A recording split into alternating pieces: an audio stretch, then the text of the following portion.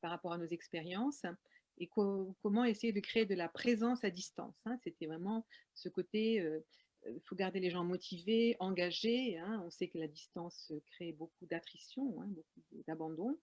C'était une de nos préoccupations.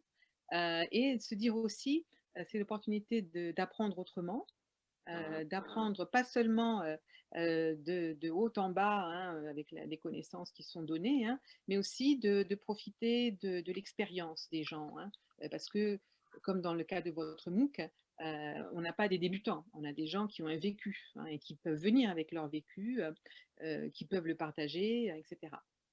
Alors ça s'improvise pas. Mmh. Et il a fallu qu'on pense le processus.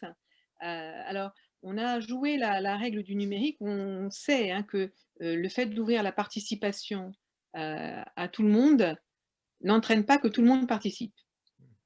C'est environ 10 des gens, hein, qui vont être un peu les influenceurs, les animateurs, hein, de ce qui peut devenir une communauté.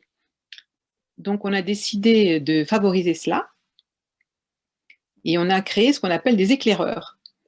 Alors les éclaireurs, c'est des gens soit qui ont déjà suivi le MOOC ou la formation, qui connaissent un peu les contenus, hein, mais qui n'ont pas un statut de professeur qui parfois, hein, est un peu inhibant pour certains participants.